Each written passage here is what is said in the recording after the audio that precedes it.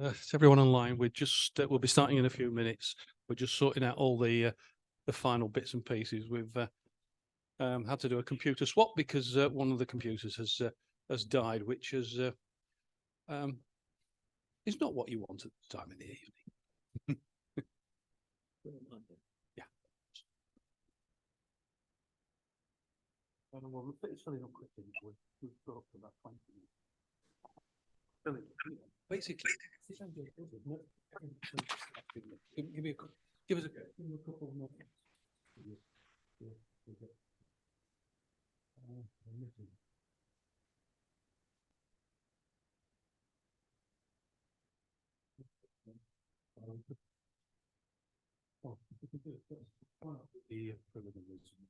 All right. Yeah. So do you want to do the preliminaries and update? Yeah, you could. Well, thank you for attending this evening to Geoff's talk. It's the fourth talk, Geoff, that you've done in Sheffield, and thank you very much for agreeing to come and talk about Parsons turbines. Thank you. Before Geoff gives his talk, I'd just like to give you a little bit of background as to Geoff's career and what he's doing these days. Geoff worked at Parsons for 39 years, from 1980 until 2019. He joined the steam turbine design department in 1982, rising to head of turbine design in 1991 and head of turbine generator engineering in 1994. Parsons became part of Siemens in 1997 and was joined by Westinghouse in 1998. Reorganization led to the majority of the new generator work moving to the Westinghouse sites, while the majority of steam turbines work was moved to Mulheim and Ruhr and Newcastle sites. In 1997, Geoff was appointed Chief Turbine Engineer, Siemens Power Generation. On retirement in 2019, with Siemens' permission, he began to document the Parsons history so that it can be preserved in the Tyne and Wear archive and other institutions. So thank you, Geoff, for coming along to Sheffield. And thank you very much. Okay. Good evening, everyone. Many of you will know there was a talk earlier today around 2:30 describing the first gas turbine that was built by Parsons Co. This was the UK's first industrial gas turbine, and it ran for the first time in December 1945. The tests were a success. It immediately met its performance when running on a high-quality fuel oil, and that opened the door for further developments. The very first machine was quite small, only 500 horsepower because it was a demonstration unit, and immediately started building much larger machines. What I'd like to describe this evening is a large turbine generator for electricity generation, which was installed at Dunston A power station in Gateshead, and this was ordered in 1948 and was one of the first and one of the largest gas turbine generators built at that time. So this is a picture of the very first machine, the one we discussed this afternoon, the 500 horsepower unit. Very simple unit with a compressor, a turbine, combustion chamber, and an exhaust gas heat recovery unit.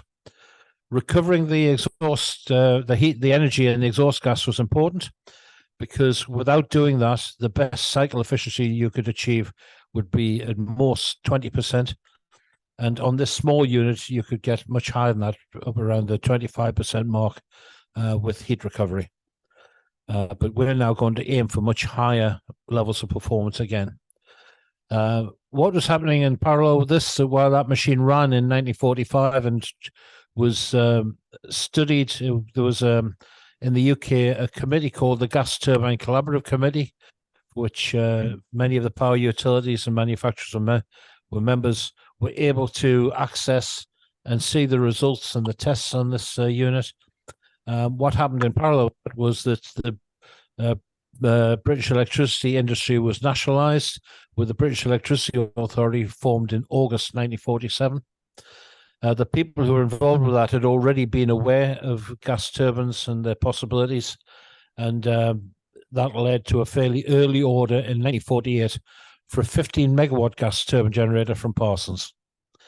And this was a trial to examine the suitability of gas turbines for central power stations. Now, 15 megawatts doesn't sound like much, but the gas in 1948, the machine was expected to be physically large. Here we can actually see the HP compressor and the HP turbine of the Dunston unit. If you look at the right-hand side of the graph, you can see some of the key statistics. That essentially, while 15 megawatt was the output from the generator terminals, the machine itself was producing 40 megawatts internally, of which 25 megawatts was used to drive the compressors. Now, back in 1948, the size of machines were getting, of all kinds, including steam turbines, were getting larger. But the sort of size that was typical of a large machine, a steam turbine machine, installed in a large power station was typically 30, 50, or 60 megawatts. It would only be a few more years before 100 megawatt units would be forthcoming, but not at the time that Dunston was designed. So 50 or 60 megawatt was a typical of a big machine. And the Dunston gas turbine was going to be physically the same size as these steam turbines, but where the steam turbines operated at 900 Fahrenheit, which is 482 centigrade, the Dunston machine was going to operate at 1200 Fahrenheit, which is 650 centigrade. It's going to be running at much higher temperature. Just to give some context, here are some photographs of contemporary 60 megawatt units which are being built at the time. The photograph on the left is Dalmarnock Power Station in Scotland, which at the time was the third largest power station in Europe. And on the right is one of the 60 megawatt units being built for Keadby Power Station at the time. Now, these machines were non-reheat steam turbines, 900 pound, 900 Fahrenheit. And with feed heating, they were achieving cycle efficiencies between 27 and 28% overall cycle efficiencies. So the Dunston gas turbine not only had to be mechanically successful, but it had to achieve performance levels comparable with these units if it was going to be viable in the market. If it fell much short of this, then it wouldn't compete with steam power, nor even with diesel power at the time. Now, when we're talking about gas turbines in the 1940s, of course, an awful lot of people think about the jet engine work that followed from Frank Whittle, the power jets, went on to the Comet airliners and other things that were going on. There's an awful lot of development. The industrial gas turbines you're seeing here were independent of that, completely developed completely separately. But I thought I would just compare some of the statistics for typical engines. I've tried to research and give you for typical aircraft jet engines, which were being made after the W2B engine and before the later Comet engines, so somewhat contemporary. And just to compare some of the requirements and expectations, the turbine shaft power in the jet engine would be of the order of 10 megawatts. Now, from the papers I've looked at, something like 4 to 6 megawatts is often quite more typical. I'm being a little bit generous, some are 8 megawatts, but let's cap it at 10. And the life of the hot parts before they were replaced was of the order of 5,000 hours. Some papers say 3,000 hours, this sort of order. Then with the Dunston GT, the power generation industry made demands. So first of all, for a 15 megawatt output, as we've seen, the shaft power had to be 40 megawatt. So we're talking about generating 4 times the power of a contemporary jet engine at the shaft level. And the running, the life of the hot parts had to be 100,000 hours, which was the life specified for steam turbines, before rotors, blades, or other major parts had to be replaced. And as I said, if the 60 megawatt steam turbines were achieving 27% efficiency, this unit had to exceed that as well. Now, when it comes to temperature and life, of course, the materials available come into the picture immediately. And the materials which were available for building Dunston were austenitic stainless steels and some very early nickel chrome superalloys, specifically mnemonic 75, mnemonic 8. And we're going to see how they were used shortly. But it was soon realized, there were quite intensive studies done that showed that to achieve 100,000 hour life with a turbine inlet temperature of 650 centigrade or thereabouts, the stresses in the Dunston hot parts had to be only a quarter of the stresses in the jet engine. So the bottom line on this slide is pretty crucial, that you had much higher forces, much lower allowable stresses, and this led to physically large parts. It was an inevitable result of the materials which were available. If the people had the steels that we have and the materials we have available today, they would be in a much better situation, but they had to work with the materials of 1948. So let's touch on one more aspect. There you can see what I've already said. At full load, the turbine power output 40 megawatts, compressor absorbed 25 megawatts of it, so the machine could export 15 megawatts of electricity. If the turbine was 1% less efficient, then the turbine power output would be down by 0.4 of a megawatt. The compressor power wouldn't change, and that means that the generator output also would fall by 0.4 of a megawatt. In terms of efficiency, it means that the turbine would be 1% lower, but in terms of the exported power, it would be 2.7% lower. So if the turbine was in any way less efficient, it could have a big impact on how much output came from the machine. The same is actually true of the compressor to a lesser extent.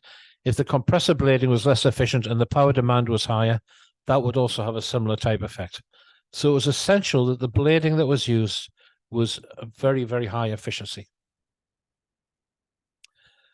Now, there was two approaches in Parsons at the time. So let's just stop for a moment, just think. We had the first unit running in December 1945. One thing we're not able to discuss today, but maybe we can make it the subject of a future talk, is that in 1946, the UK government and the Fighting Vehicle Development Establishment of the Ministry of Defence awarded Parsons a contract to develop a gas turbine to power main battle tanks and other tracked vehicles. Not many people know about it because it was top secret. The files have been locked away, and we've got the full development history, which is all recorded in fine detail, thankfully, and we'll maybe make that another talk another time.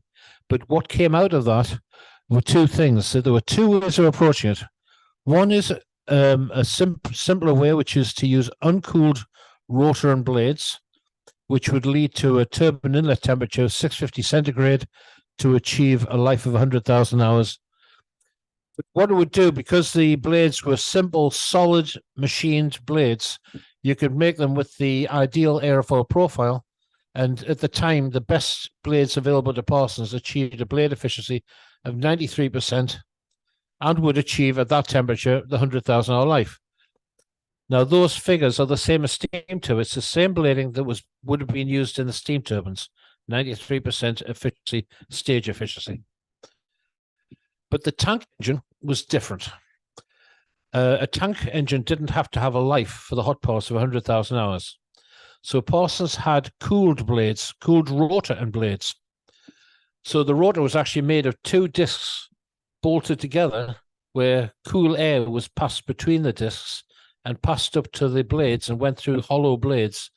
And the firing temperature of one, well, we built two gas turbine engines at first, one at 850 centigrade and the second was at 950 centigrade turbine inlet temperature. So that's astronomical for 1948. Well, it's actually designed in 1946. Now, with these blades, the cooled blades, the blade efficiency was 3% lower than the solid blades, the uncooled blades. And as we saw on the preceding slide, You lose 3% on turbine efficiency. You're losing approaching 10% on generator power output. Also, while 950 centigrade could be tolerated in a tank, the life of the hot parts was only 1,000 hours. And in fact, initially, some of the parts only survived 300 hours until they were reworked. So we weren't going to get 100,000 hour life out of it. So from the two routes, both of those were active. Parsons was developing gas turbines of both types at the time that Dunston was being engineered. The net effect was, for an electricity generation unit in a central power station, you needed the highest efficiency, you needed the long life, so it had to be uncooled blades. Now, I could leave that topic right there and just move on with an uncooled turbine. I thought you might be interested in maybe just two, maybe 3 slides, and I'll tell you something which you might not have expected. So, a couple of questions. Why were cooled blades 3% less efficient than solid uncooled blades? And what was the curious origin of the cooled blade design? Because it has a very interesting story. So this is a slide which is animated in 3 parts. So let's just unfold the story and see how it all came about. So the use of the cooled blades started with Victory in Europe Day, 8th of May, 1945. What happened at that time was Allied forces went into Germany and Austria as soon as they could and started looking for useful technology and people with knowledge. We all know about Wernher von Braun, who went to America and developed missile technology and moon rocket technology for the Americans. Well, the British were doing it as well. And part of that team were Parsons engineers, in particular Dr. Tony Borden, who is the chief research engineer of Parsons, together with others. And he was in charge of both gas turbine and steam turbine development at Parsons. And he went into Germany and Austria in July and August 1945. So he was right in there straight away. What was found by the Allies, it wasn't just Tony Borden, but all of the Allies, they discovered a team of German and Austrian engineers, people who had developed the Luftwaffe's jet engines, the engines in the Messerschmitt 262 and all of the jet engines, because there were only 2 engines used primarily.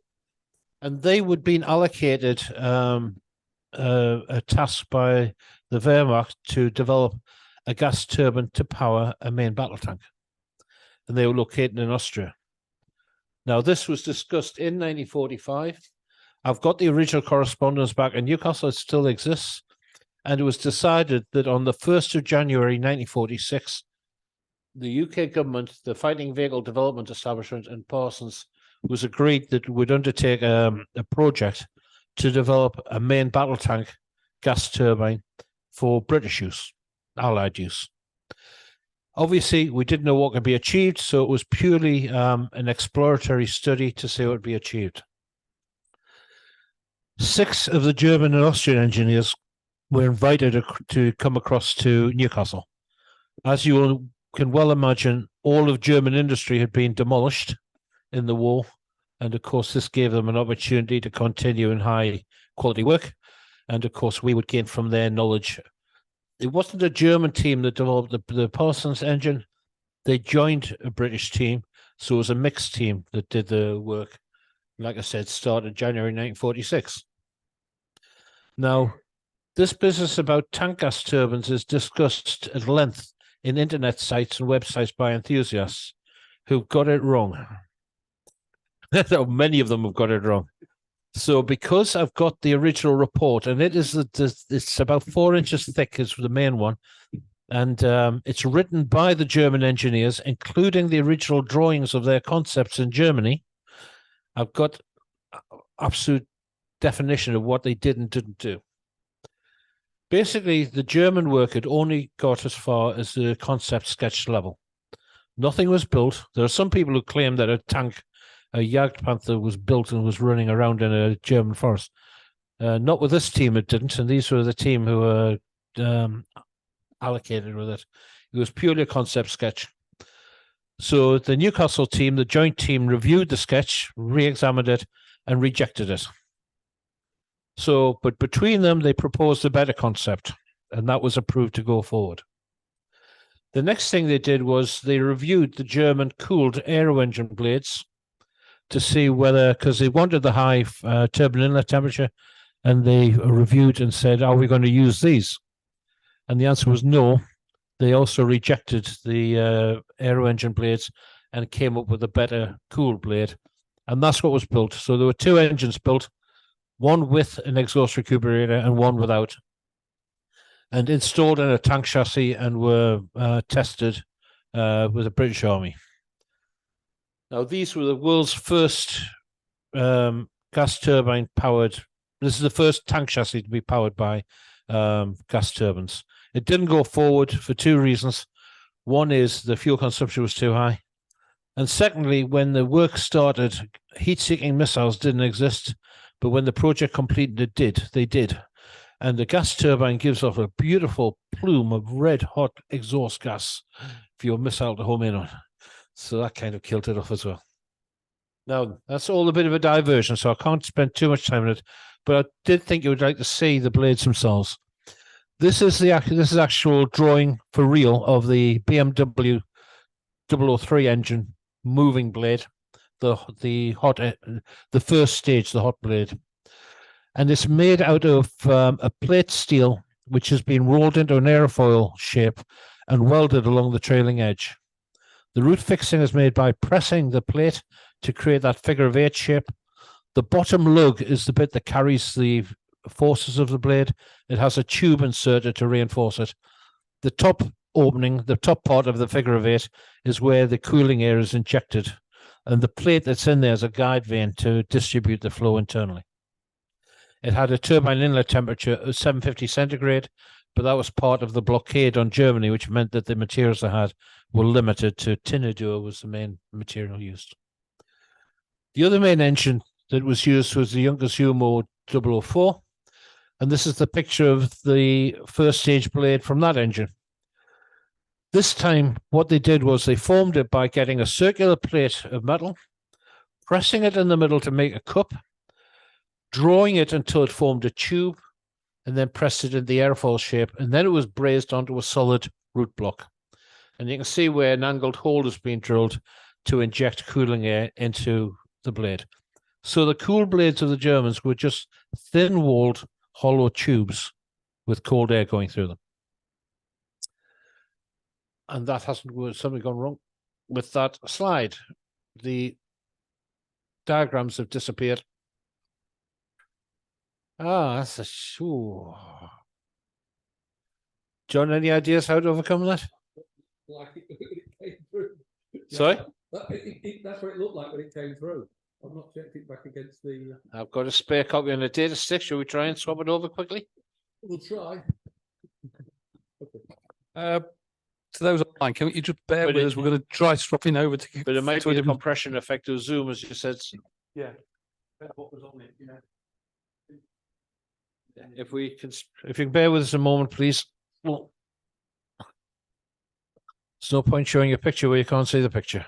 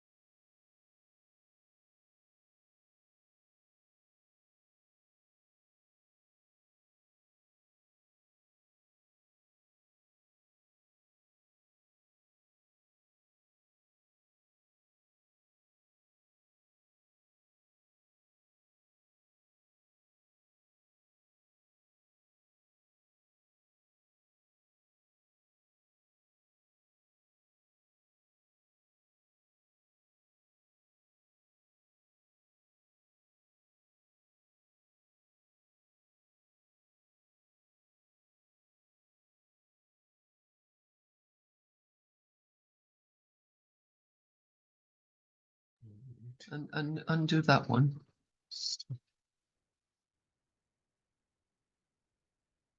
You've appeared. That's just me. Yeah. Oh, so you don't want that one, leave that one. Watch summary. Something can stop it. What happens with? Well, apparently I'm looking on a Kia forum. Took it back to the main Kia dealer. The reason the rear washer stopped working was that there is a non-return valve fitted in the line just above the rear wash. Yeah. And it was stuck closed.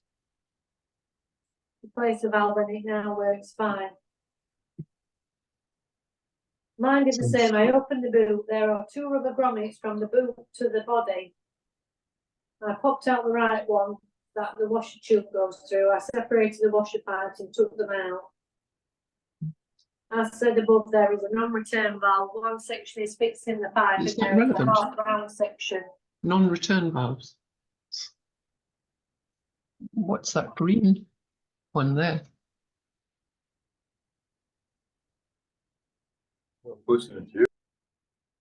Meeting in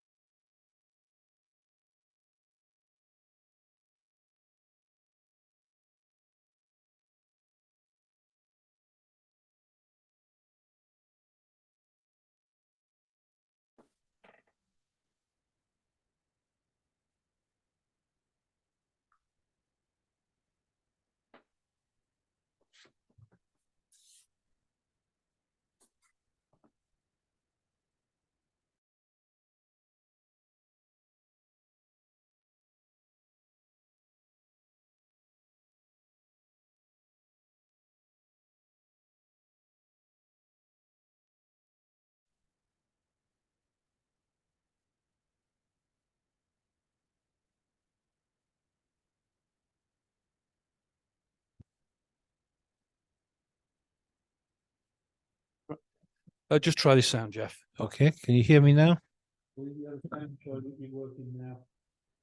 Carry on. Okay. So apologies, everyone. John's worked an absolute miracle this end, really worked fast, get us back online. It appears that we have this one slide where it works fine in PowerPoint, but it doesn't show the image in Zoom. Apologize for that. I have given John a copy of the slides as a PDF. So if you want to see the slide, you'll be able to see it in PDF form.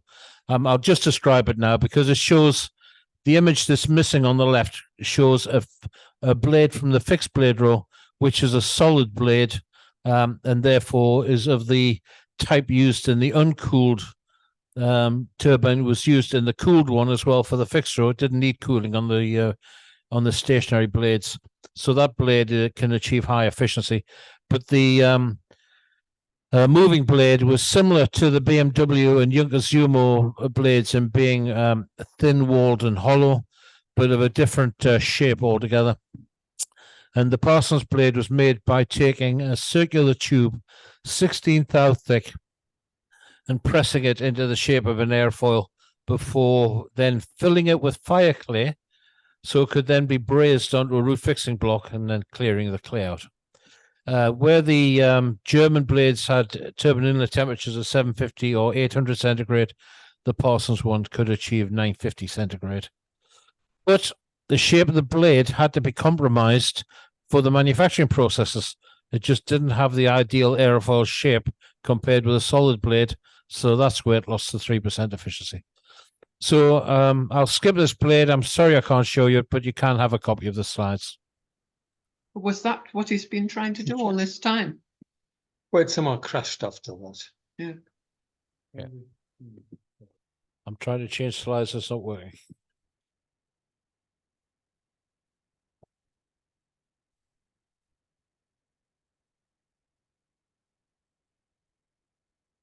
There we go.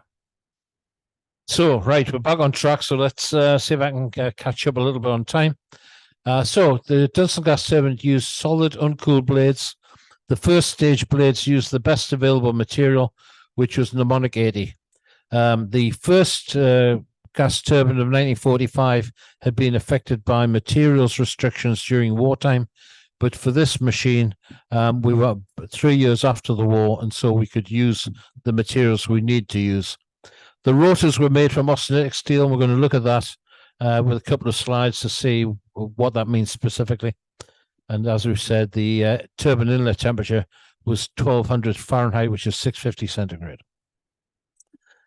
While we're dealing with blades, another issue with turbines is, should we use reaction blades or impulse blades?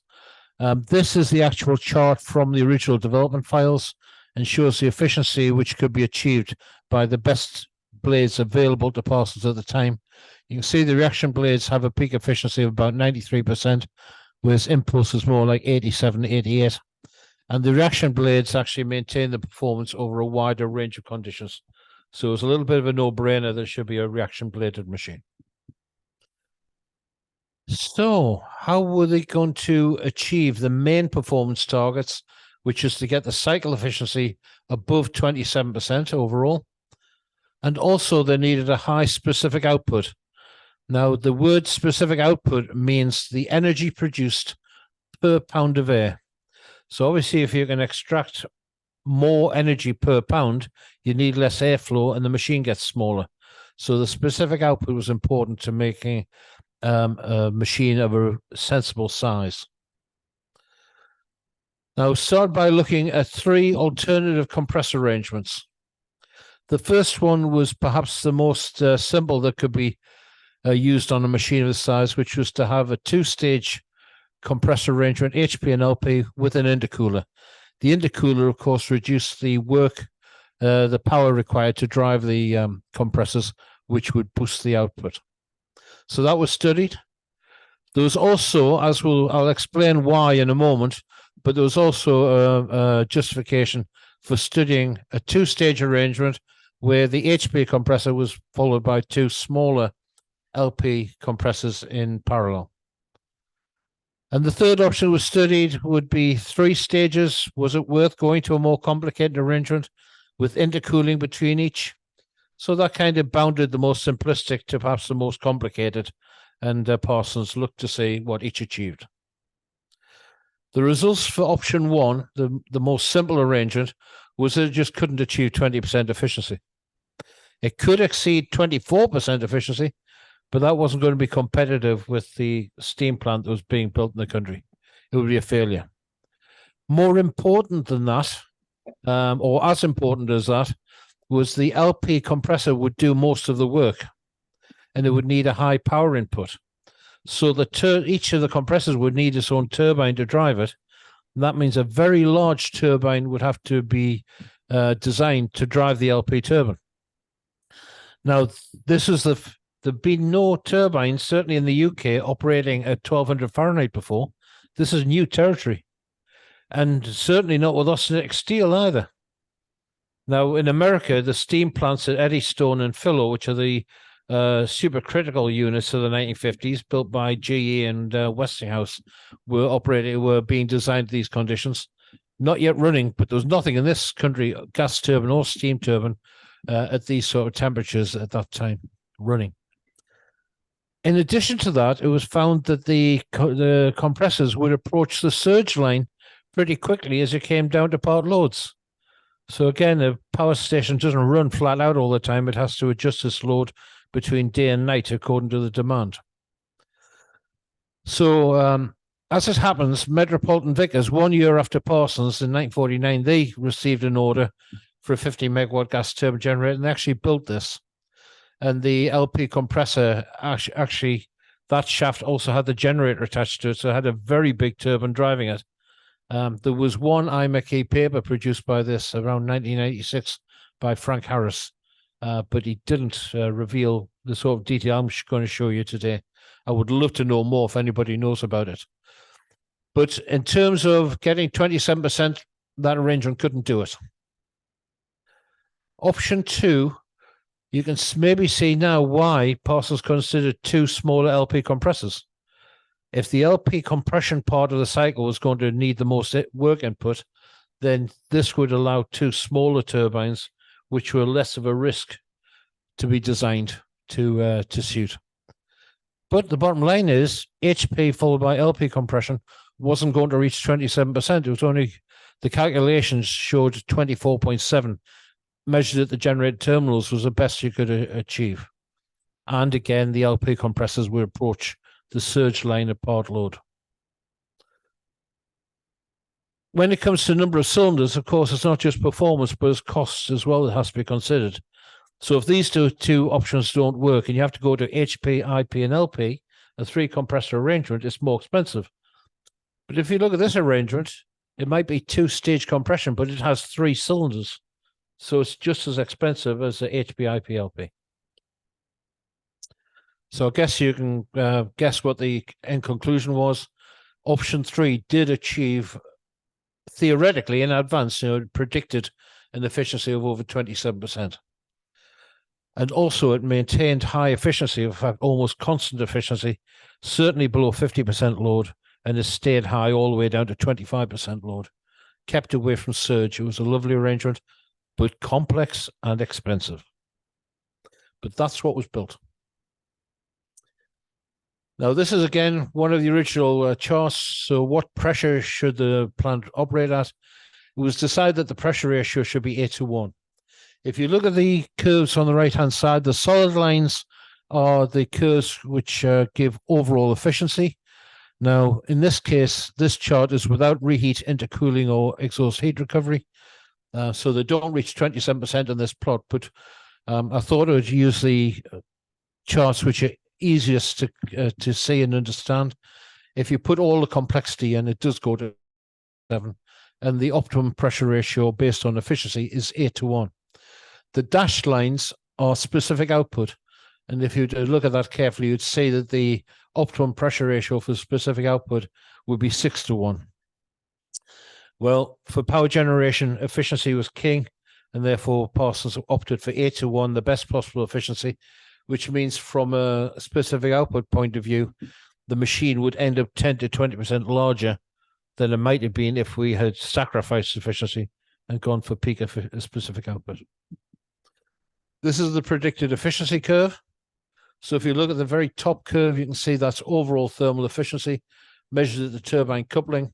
You just have to multiply that by a generator efficiency to get the terminal output. And what you can see is it's constant down to 50% load.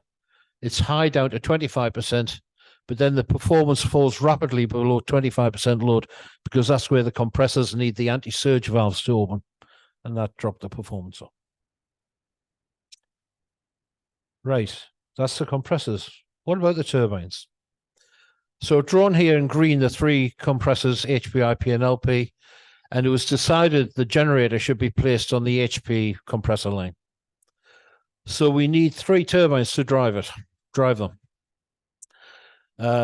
Now, with a pressure ratio of 8:1, which means a peak pressure of 118 psi absolute, 8 bar absolute, at that pressure level, the turbine did not need to be HP, IP, LP. The turbine only needed to be HP and LP. So what Parsons decided to do was to have an HP turbine as a single cylinder, followed by two LP turbines in parallel, each identical to each other. So that's what was built. Now, you'll know that to produce AC electricity at 50 hertz, 50 hertz is 50 cycles per second, which is 3,000 cycles per minute or revs per minute. So the line which has the generator on has to run at a constant speed of 3,000 revs per minute, produce the electricity. The other lines don't have a generator on them. They're not tied to the national grid, and therefore they tend to be variable speed. The peak speed of the other two lines was 2,900 revs, but it was variable, although it didn't necessarily vary too much. I think the range was something like 2,500 to 2,900 revs, or maybe 20. I just don't remember. It might be 27 to 2,900 revs. Combustion chambers. So what was arranged, if we start on the left-hand side, the air entering the HP turbine passed through two combustion chambers, which raised the conditions to 118 psi, 1200 Fahrenheit. Then the air from the HP turbine passed into two parallel paths with one combustion chamber each, which reheated the air up to 1200 Fahrenheit again, going into the LP turbines, now at a pressure of only 34 psi. The outlet pressure was just above atmospheric. There was some downstream plant to go through, so there was a pressure drop, something like 15.3 psi at outlet. And because the gas was heated up to 1200 Fahrenheit, 650 centigrade, going at the LP turbine, it could only remove so much energy, so it came out hot. So the outlet temperature was 943 centigrade, which is about 943 Fahrenheit, which is 506 centigrade. A lot of energy in the exhaust. In the talk this afternoon, we saw that Parsons designed a heat recovery heat exchanger, which achieved a thermal efficiency of 75% on the first gas turbine. And what was designed here was some large heat recovery, some exhaust heat exchangers with the target of achieving 70% energy recovery. So the hot gas passed through there. So if you look at the very bottom of the slide, you can see where it says from compressors. That was the path of the gas. The cold air came from the compressors through the heat exchangers, then the combustion chambers, and through the turbines, and then back out. This is the only surviving sketch of the combustion chambers. At the time on steam turbines, Parsons was introducing something called cascade bends, where if you have to turn the flow through 90 degrees, putting a row of guide vanes or cascades in the bend achieved a very low pressure loss, and it was decided to adopt this at entry to the combustion chamber, and the vanes acted structurally to support the burner. And then we had the normal sort of arrangement, building on a larger version of the combustion chamber we saw on the first gas turbine, where the air was divided into primary, secondary, and tertiary flows with swirlers to achieve good combustion, and it worked very well. The fuel that was used was high quality distillate oil. and it was ignited using a retractable 2 kilovolt spark igniter. This is the design of the burner head. The same burner head was used in all of the combustion chambers. The key feature is a ball valve, and essentially when the oil pressure, the fuel oil pressure was below 10 psi gauge, the ball valve would open only 2 ports on the burner. When it went above 10 psi, it opened an extra 2 to make 4 ports on the burner. And that kind of simple design worked well over the operating range of the machine. So I was using both the main combustion chamber and the reheat combustion chambers. Now, we've been talking about design rationale. The remainder of the slides are now photographs. I'm not going to talk about theory or principles. We've covered the key elements of the design. Let's look at the photographs of it. There are a couple of sketches, so I thought it was appropriate to put in a couple of longitudinal cross sections just so you can see the machine before we see the metal work. But now let's just see it being manufactured and installed. I want to include this first because it shows the 3 compressors. If we start in the top right, you can see the HP compressor, simple solid rotor design, diameter roughly 39-40 inches, blades about 3 inches tall, made out of grade 2 carbon steel, which could be obtained. In the talk earlier this afternoon, I said Parsons had learned lessons about the importance of having well-developed inlets and outlet ducts and diffusers. So you can see that the size of the inlets and outlets are very pronounced and shaped based upon that knowledge. In the bottom right corner, you can see the IP compressor, which is just a slightly larger version of the HP, with diameters about 45 inch and blades about 5 inches tall. Still otherwise the same. The moving blades are made out of stainless iron, as was determined after we had a 1 blade failure on the earlier unit. The fixed blades are made out of aluminium bronze because it's easier to manufacture and was suitable. And the rotor is made out of grade 2 carbon steel again. The LP compressor, which is in the bottom left corner, is different. I don't actually, the one thing that's missing from the surviving files are the dimensions of this. So I'm guessing from the dimensions of the other 2, this is probably about 50 inches diameter, probably with blades about 7 inches tall. This time, the rotor had to be made of a stronger steel. It had to be made out of grade 3 rather than grade 2 carbon steel. And Parsons couldn't obtain a single forging in that size at the time. So it had to be made out of 2 forgings, shrunk and bolted together. That wasn't unusual. Parsons had been using that for good reason on steam turbines because it to assist in differential expansion behavior. So it was an easy thing for Parsons to do. There's the HP compressor rotor. Now, because of these rotors that we don't have lots of words, there's not much for me to say. It's just occasion to actually see the machine. I now have an issue, which is how long shall I leave the photos on the screen? So I'm going to have a guess. If you think it's too long or too short, please shout out. But you can see the HP compressor rotor, like I said, solid carbon steel forging on the left-hand side, where it's bladed, ready to be it's grooved, ready to be bladed. The dummy piston or the inlet gland is a small diameter because the end thrust of the compressor blading is balanced against the end thrust of the turbine blading. You can see the HP compressor on the right-hand side, fully bladed. Again, the blades are just simple, freestanding, no shrouds, no complexity to them, but they are a twisted design. The rotors you can see behind that are 60 megawatt IP turbine rotors. So you can see that, okay, you've got to make some adjustment for the depth of view, and then it's further away from the camera. But you can see that the Dunston rotors are comparable in size to the largest steam turbines Parsons was building then, but running 300 Fahrenheit hotter. Here we can see the generator's not shown, but you can see most of the HP shaft line with the HP compressor in the foreground and the HP turbine behind. Again, the ducts of the inlet and outlet ducts are pronounced, as you can see. The machine was built like a steam turbine. And I mentioned in the earlier talk, the most important thing with any turbo machine is to make sure it is reliable. It doesn't break down. You can have the most efficient machine in the world. If it breaks down and achieves no power output or any efficiency, it's useless.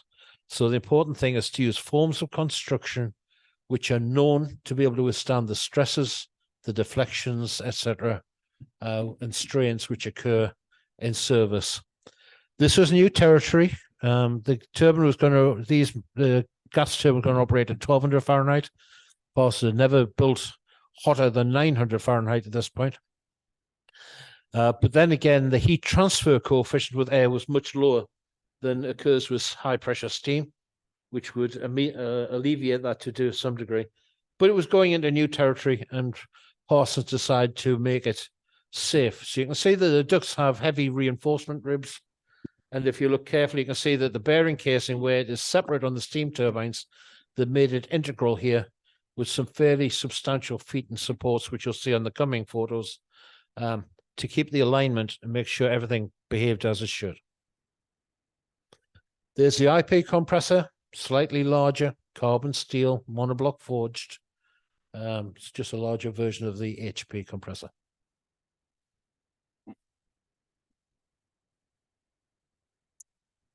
There's the IP compressor casing. Now, if we look at the picture on the left-hand side, you can see the bearing casing is integral with the compressor.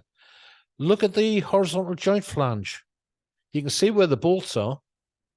You don't need the flange beyond the bolts, but it's being used here as stiffening and reinforcement ribs to really make that rugged.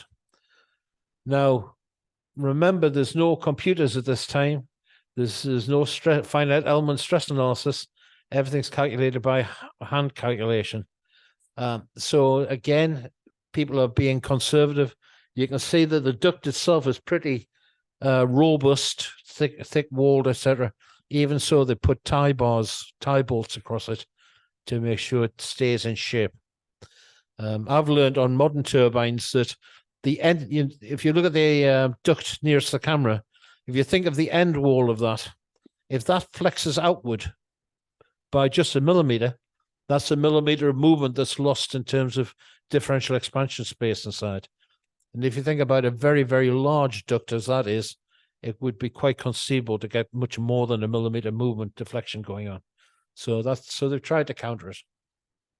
You can see the same casing, but with the cover added on the right-hand side.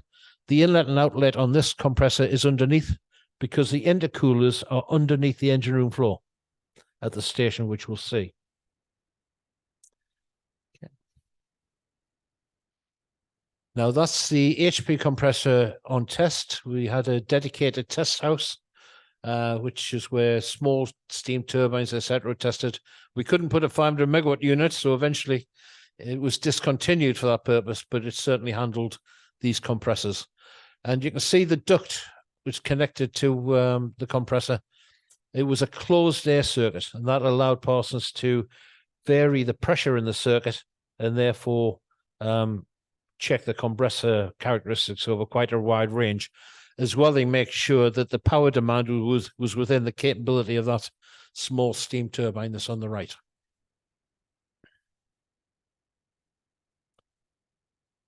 Let's turn to the turbine rotors now. I mentioned they're going to be austenitic steel, a high alloy steel. As I said, these were novel, and the temperature of 1200 Fahrenheit was unproven to Parsons, and single-piece forgings of the required size in the steels we wanted weren't available. So it's quite a challenge, but again, a lot of development work went into this, which proved to be successful. It was decided to make the rotors in two pieces welded together. The section on the right-hand side in Rex 326, which is a high-temperature austenitic steel, was the inlet section. 326 was required for high-temperature strength, and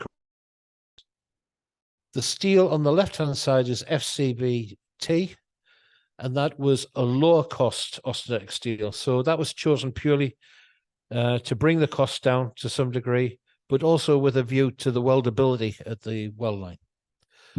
There is a spigot fit between the two, and the spigot fit wasn't used as a backing strip for the weld, because it would have left part of the spigot wouldn't have been fused and would have acted like a crack in service. So there's a spigot fit that was dedicated to it, and Parsons had a separate backing strip underneath the weld prep that was used. You can see there's a hollow bore up the center. And what happened was during the welding process, one single weld run was applied by manual stick welding.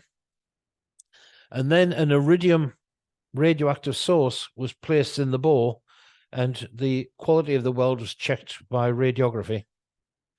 Then the next weld pass was applied, and it cooled down and checked.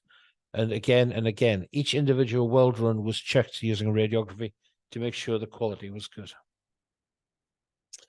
The distance from the inlet end, which you can see is on the right, to the weld was maximized. We want to get the weld as far away from the hot inlet as we could. The reason for that was it was known that the weld metal had to form, I think, ferrite within the structure to some degree, 4 to 7% ferrite. But in service, we didn't want the weld metal to change structure to a sigma phase, because that could have caused cracking in service. And the best way to do it was to keep it cool, as well as developing the weld process and the weld metal. And as I've noted on the slide, the weight of that rotor would be about 8.5 tons. So both the HP turbine and the LP turbine rotors were made this way. They're the compositions of the materials, the 326, the FCBT, and the weld metal. I don't intend to go through those. If you want a copy of the slides, you can, and you can see the compositions if you're interested in it. The thing that's noted is really what's on the bottom in red, which is the weld metal was essentially, in modern parlance, a type 316 steel, where the niobium was replaced in those days by molybdenum, and FCBT was essentially a type 347 austenitic steel. The thing that was found is to weld it, finding the weld metal was difficult, and initially Parsons used a selection of austenitic weld metals that were used in the power industry and found none of them were good enough. And the alloy that was chosen was an alloy that was used to weld tank armor during the Second World War. So here we can see the welding process. If you look on the left-hand side first, you can see the two parts of the rotor held together by temporary welded brackets because there's no weld metal deposited yet. So there's a spigot, and then those brackets keep it all aligned. The inlet section is the larger part, which is at the bottom. Now, what's on the right-hand side, this is the best photograph I've got, but thank goodness we do have a photograph of how this was done. The weld had to be performed with the rotor at preheated to 600 centigrade. Otherwise, the structure wouldn't form correctly. So there's a furnace built around the rotor on the right-hand side. There's a window in the roof of the furnace, and there's a man where I've got the red arrow pointing, crouched down. He's behind a wooden screen, so you can almost can't see him. But he's the welder with a handheld mask and a handheld stick electrode, laying in one weld run with the inside of the box at 600. Not to be envied. Wouldn't want to do it. There's another gentleman beside him who is assisting and keeping an eye on him. And if you notice, there's another red arrow that points towards a big fan. Now you can see the wooden shield, the wooden wall was being used to make sure enough air reached the welder to keep him cool, but it didn't blow inside the furnace to change the temperature of the rotor. The long extension on the shaft was to put some bending stress in, because it was important that the weld metal wasn't subjected to a high bending stress while the weld was being laid. And on the other side, behind the furnace, is a small electric motor which turned the shaft slowly. Okay. So there's the HP turbine rotor welded together, and you can't tell. So, and as you can see, grooves, blade fixing grooves were cut where they needed to be placed. And that's the HP turbine rotor on the right-hand side, again with a 60 megawatt IP turbine rotor adjacent to it in the background. Cooling air was supplied to the gland area So the blades weren't cooled, but we did put packing air into the glands to stop the hot gas getting out, and obviously to give some cooling on the shaft end. There's the HP turbine in its casing in the foreground, HP compressor behind in Parsons erecting bays. I don't have a picture of the HP turbine casing, but I think it would be identical to this arrangement for the LP turbine. So you've got a center section here.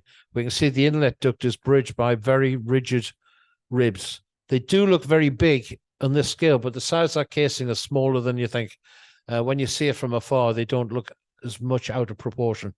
But on the end face, you can see some very robust feet as well as ribs, just to make sure that casing stayed in alignment as far as they could in service. And again, here you can see a bottom half casing. You see the support feet, which is with the red arrow on, very robust, just to give stiffness to it all. This is a turbine outlet duct. So you have a casting at the center, there's all austenitic steel, a casting at the center, and then built up like a lobster back, create the duct around it, which would lead to the outlet. And that's inside Parsons Welding Shop in Newcastle.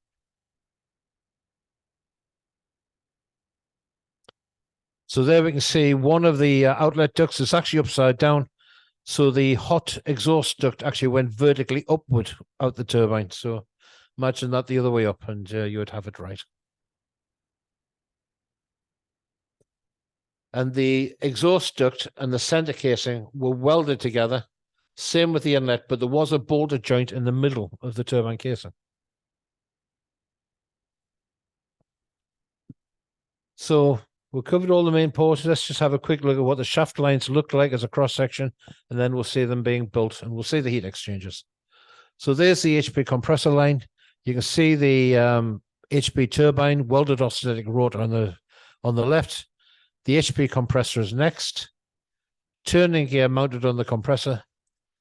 A 15 megawatt generator in the middle. I don't have any drawings of it. They didn't bother photographing it because a 15 megawatt generator was a simple thing to deal with in the 1948. You've got the governor shaft just to the right of the generator, and that also drove the main oil pump. On the end is a starting motor, and what's connecting the starting motor to the shaft is a fluid coupling with adjustable scoops, as well as an SSS clutch. What the scoops did was it gave a continuously variable drive. So the starting motor ran at 1450 revs per minute, and the scoops could be altered to change the speed of the shaft as it came up. As has happened, the scoops didn't need to be used. There's an awful lot of conservatism built into the starting arrangement. And what was found was the HP turbine, because it had to power the generator as well as the compressor, for starting purposes, had plenty of power to get that line started up. And the machine was started without reheat on the HP line only. Once the gas was going through the HP line, it then fed the two LP turbines, and that drove the other compressors. They just followed up neatly. It was a very simple machine to start. There's the IP compressor line. Again, on the left-hand side, the turbine, two-piece rotor construction, as we've seen. And on the right, the compressor. I'm going a little bit quickly through the sectional drawings because only one more to see, because I think it's more useful to spend the time on the photographs, and you can have a copy of the slides if you want to see these in more detail. There's the LP compressor line with the second LP turbine on the left, the two-piece rotor of the LP compressor in the middle, and again, a starting motor and fluid coupling on the right. This is one of the heat exchangers, and there were 6 of them. So these were very, very large items.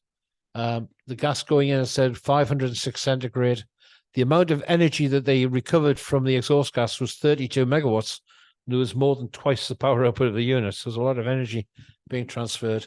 And the thermal efficiency, as designed, wasn't 70%. It was increased to 75%.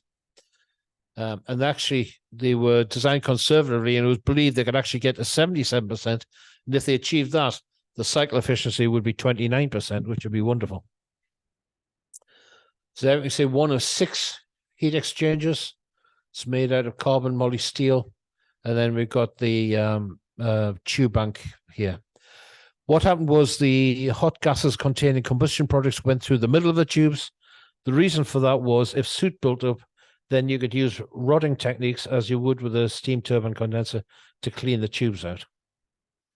And the tubes on the heat exchangers were plain tubes, so they could be made at the Parsons works.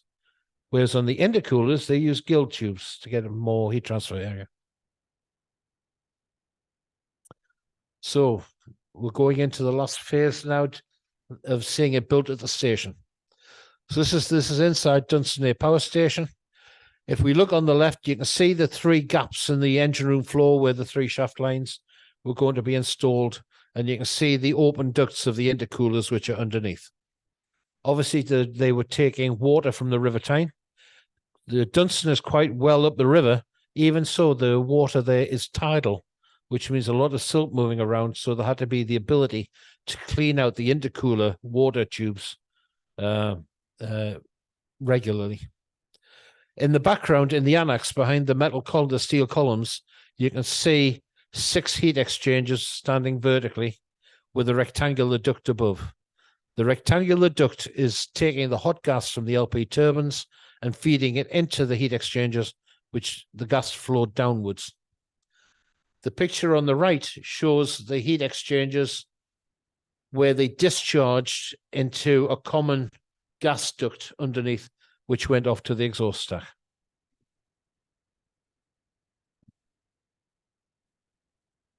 On the left, after the heat exchangers were put in, next the IP line was put in.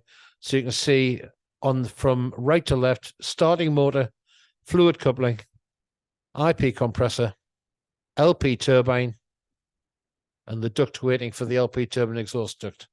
On the right-hand side, you can see the IP line is in place, and now the exhaust duct is connected up to the heat exchangers. And you can see 1 LP turbine on this line fed 3 heat exchangers. The other LP turbine on the LP line fed the other 3 heat exchangers. The V notch between the exhaust ducts is where the feed from the HP compressor outlet went to the heat exchangers.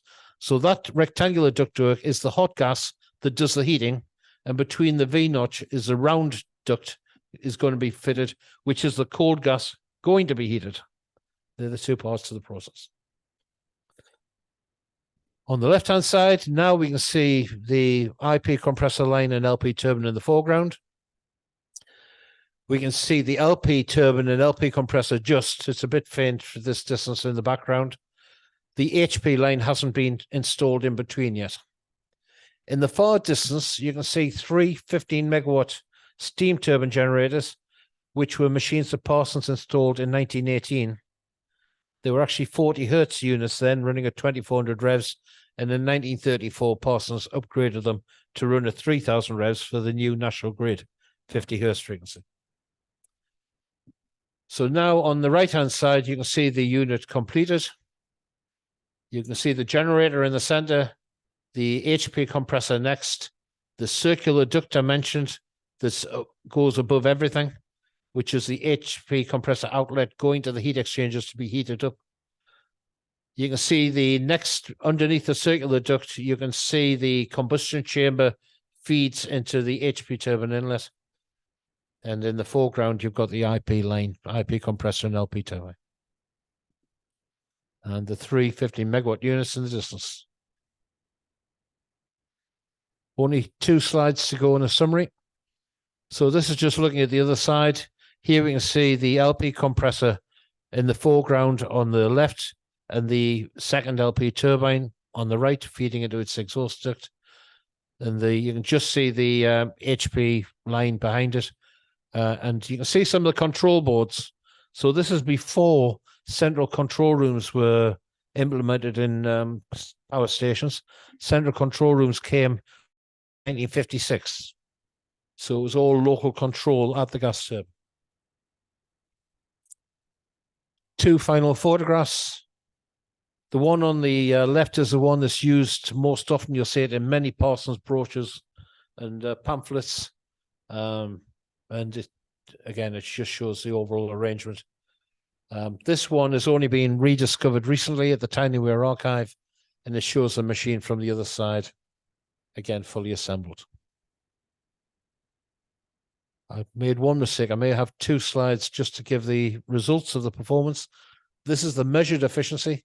So they're aiming for 27.25%, and they achieved 28.7 peak at 75% load and 28.5 at 100% load.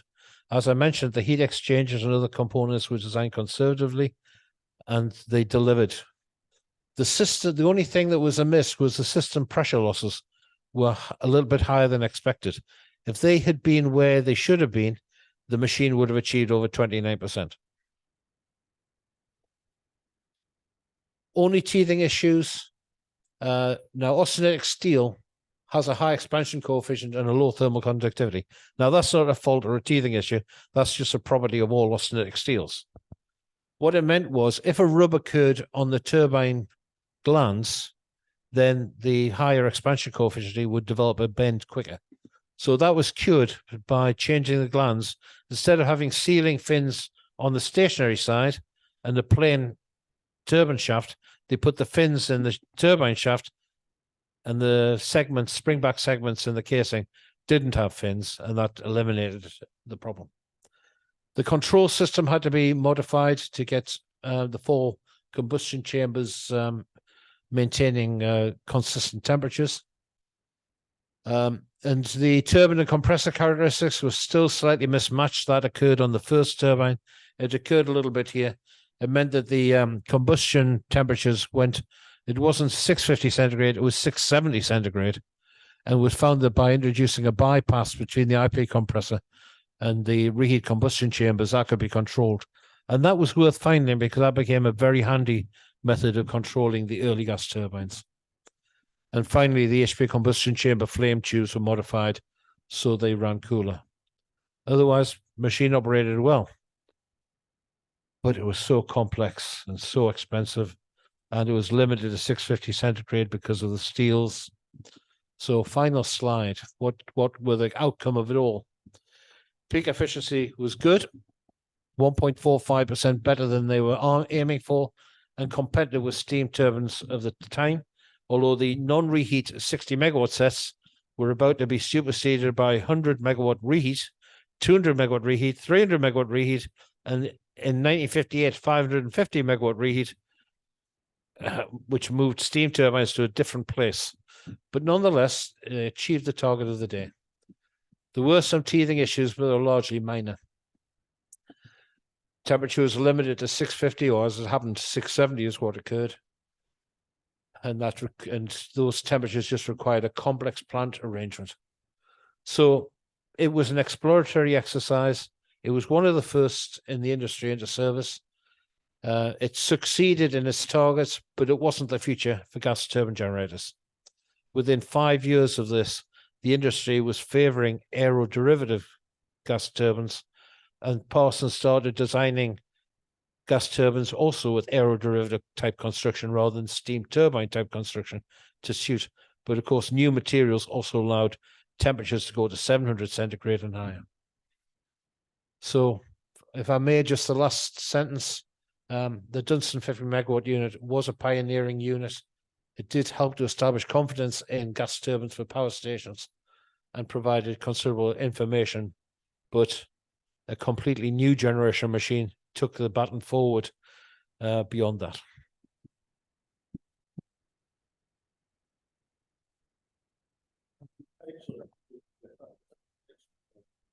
Geoff, I know you've got to get off very soon, haven't you? Okay, let's take some questions. Everyone has. I think we've got time for one question. Anyone in the audience here? How long was the plant in use? Until the early 60s. It was successful, but it was mainly used for trial purposes. Yes, it produced electricity, but the BEA, which was replaced by the CEA and the CGB, were more interested in using it as a study platform. What was the time scale, Geoff, from design concept right through to the final It was running in 1955. So it was started designing in 1948. 48? The manufacture started in 1950. Right, So it was all completed, including modifications, by 55. that's very good. Excellent. Any questions online, John? There's some questions online, Jeff. I've got the all kind of technical ones around how we call the blades work. Quite a lot of discussion going on.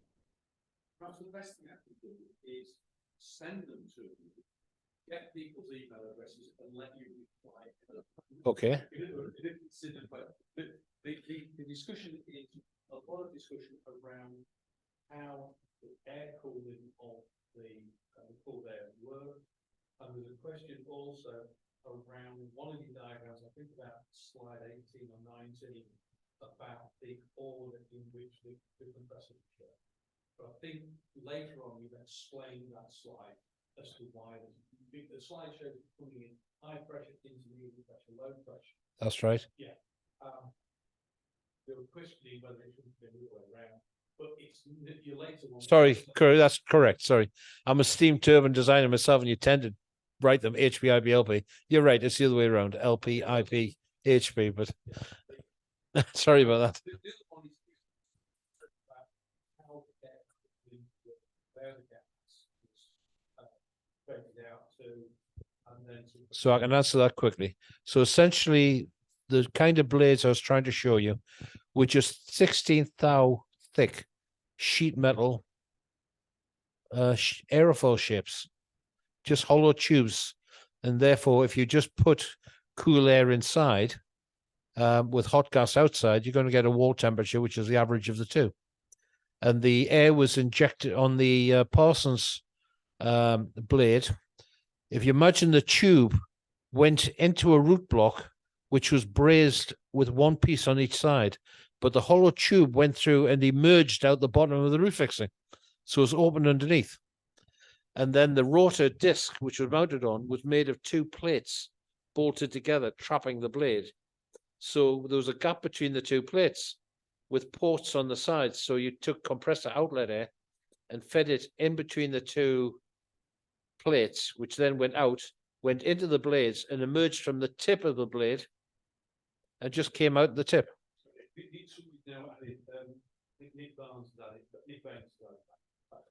All right. When I do the gas turbine, the tank gas turbine talk, I'll show we actually tested it we took a steam turbine called Alicia and used the casings to build the whole cooled arrangement and test it. Because the main issue wasn't whether, when we tested, it wasn't to test whether the right temperature was achieved, because with a thin wall, it couldn't be anything other than. What we were interested in was the performance. So when the gas came out the tip, how did it affect the main floors? It re-entrained and did things like this.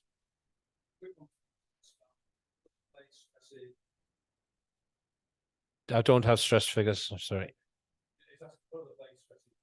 Were they lower on jet?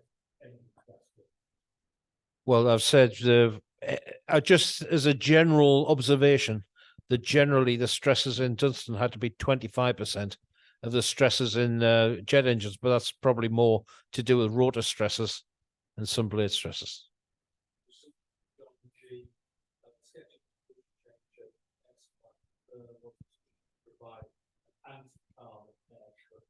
I don't know. And I'm not a combustion chamber designer. I can only show you the images which survive in the files.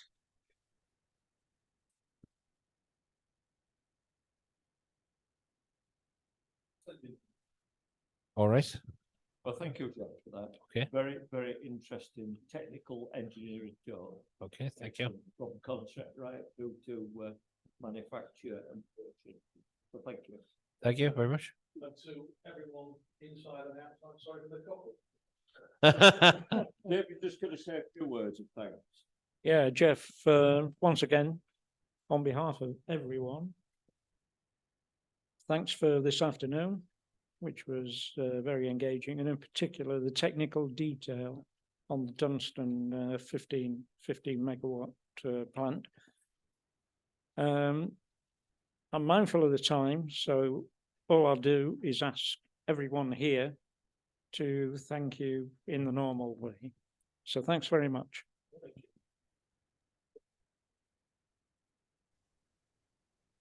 If anybody doesn't know, there's a Facebook page called the Parsons Heritage Project, and there are tens of thousands of photographs on there. Literally, I've scanned 33,000 photographs, which you've seen a selection today, and there's another 40,000 to come, as well as lots of other material and story slides, etc. So if you'd like to see them, go to the page. The only thing we ask is you have to join the group. And the reason we do that is we had, when we first started, it was created by Ruth Baldezera, and it didn't require joining. We had some people who came on who posted some very inappropriate sex trade information.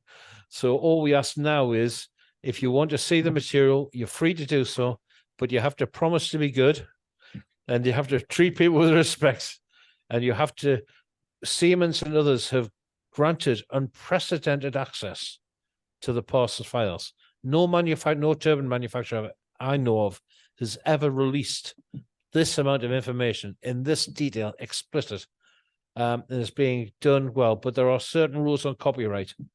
Please don't abuse those, because what could happen is the flow of information and any future information there's going to be several years worth more information coming. It could all end overnight. So you're welcome to see it. Please treat it appropriately if you don't mind. Thank you. I'll sort everything out.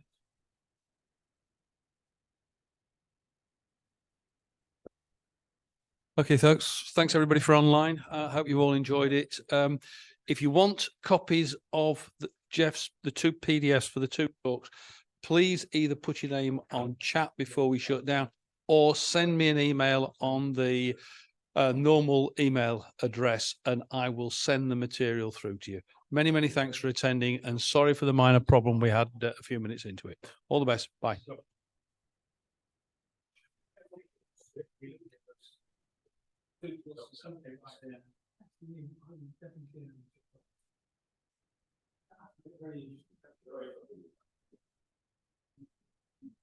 Thanks, John. I'll see you around. Give me a call whenever you want. Sorry, you come down, walk to the road, and you come forward, see what the bags. Sorry about the. See you. I know you're going to decide.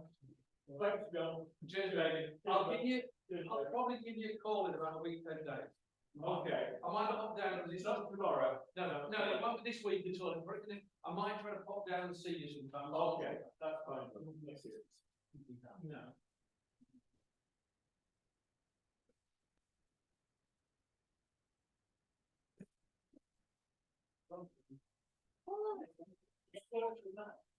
It's happening with problems. I have a motto. My motto was, if you don't make cock-ups, you're not trying. Yeah. And the art is not how you make the cock-up, but how you recover the product. Yes. So if you'd have been strapped up to a blood pressure and monitoring device. I'd have been all right. I wasn't agitated. You were all right. No, I started as a 16-year-old. I started doing the standing lighting engineer on Scales Picture. I was a 16-year-old. That's by myself. As a 17-year-old, an 18-year-old, I did the whole summer season. Yeah. Yeah. All by myself. Yeah.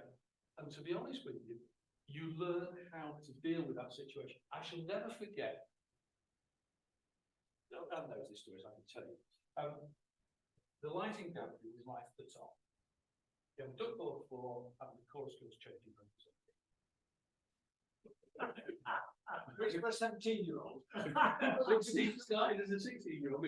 But that's distracting. But that got me the job. Yeah. But the guy who we got the job, two of my parents' friends were, she was the senior usher, and they were out. The basically, but so I got the job there. But the on one occasion, On one occasion, we had Eartha Kitt, and it was a Sunday show, so she was doing a one-off on a Sunday. Yeah. And I'm stood up there, and looking back, it's a really hot Sunday, so I'm basically